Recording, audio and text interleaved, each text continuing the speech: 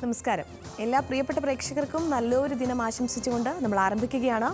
ഉദയം മലയാളത്തിലേക്ക് എല്ലാവർക്കും സ്വാഗതം. പരിശോധിക്കാം ഈ ദിവസത്തിലെ ഏറ്റവും പ്രധാനപ്പെട്ട വാർത്തകൾ. ഞാൻ വീണ സൻ.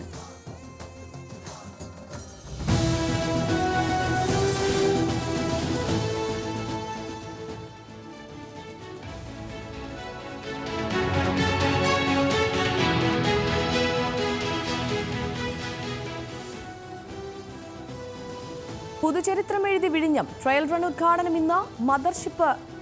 മദർഷിപ്പിന് ഔദ്യോഗിക സ്ഥിരീകരണം. പ്രതിഷേധവുമായി പ്രതിപക്ഷം. ജില്ലാ കേന്ദ്രങ്ങളിൽ പ്രതിഷേധ പരിപാടികൾ.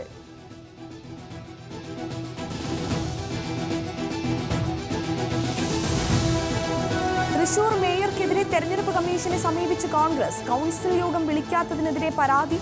മേയറെ അയോഗ്യനാക്കണമെന്ന ആവശ്യം.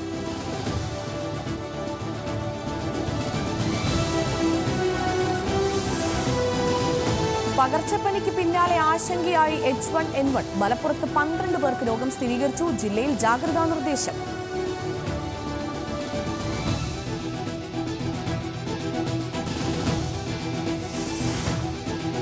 പനിച്ചുവിറച്ച സംസ്ഥാനം. പനിക്കൊപ്പം കോളറയും ഡെങ്കിപ്പനിയും പടർന്നു പിടിക്കുന്നു. ചികിത്സ തേടി 13,000-ലധികം പേർ.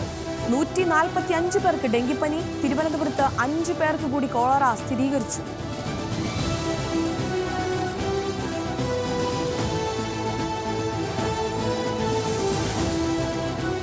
കൊല്ലത്ത് വൻ കഞ്ചാവ് വേട്ട. 30 കിലോ കഞ്ചാവുമായി 3 പേർ പിടിയിൽ.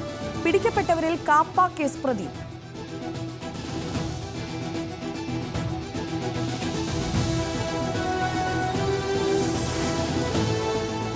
തിരുവമ്പാടി KCB ഓഫീസ് ആക്രമണക്കേസിൽ പ്രതികൾക്ക് ജാമ്യമില്ല. കുറ്റം പ്രഥമദൃഷ്ട്യാ ബോധ്യമായെന്ന് കോടതി. പൊതുമുതൽ സംരക്ഷിക്കപ്പെടേണ്ടതാണെന്നും കോടതി.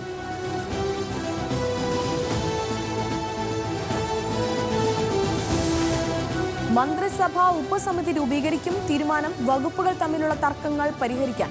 സമിതിയിൽ ധനകാര്യ, റവന്യൂ, നിയമ വകുപ്പ് മന്ത്രിമാർ.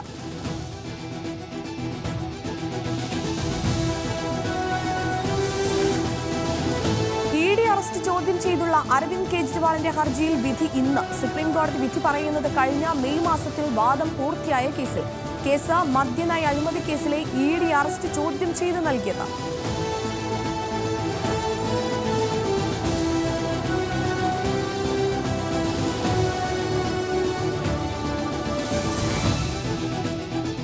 ജസ്റ്റിസ് നിതിൻ ജംദാർ കേരള ഹൈക്കോടതിയുടെ പുതിയ ചീഫ് ജസ്റ്റിസ്. സുപ്രീം കോടതിയിലേക്ക് 2 ജഡ്ജിമാർ കൂടി. നാമനിർദ്ദേശം നൽകി സുപ്രീം കോടതി കൊളീജിയം.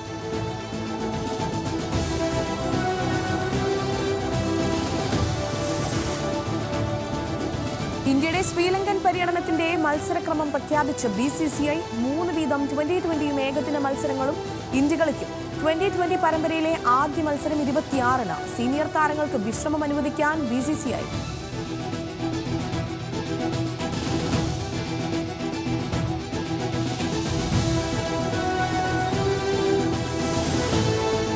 വിംബിൾഡൺ പുരുഷ സിംഗിൾസ് ഫൈനലിസ്റ്റുകളെ ഇന്നറിയാം. ആദ്യ സെമിയിൽ നിലവിലെ ചാമ്പ്യൻ കാർലോസ് അൽക്കറാസ് മെദ്വദേവിനെ നേരിടും. നൊവാക് ജോക്കോവിച്ചിന് ലോറൻസോ മിസെറ്റി എതിരാളി.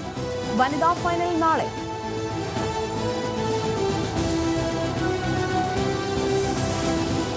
പലായനം തുടർന്ന് ഗാസ. ഇസ്രായേൽ നിർദ്ദേശത്തിന് പിന്നാലെ വീടും നാടും ഉപേക്ഷിച്ച കുടുംബങ്ങൾ. ലക്ഷക്കണക്കിന് ആളുകൾ കുടുങ്ങിക്കിടക്കുന്നതായും റിപ്പോർട്ട്.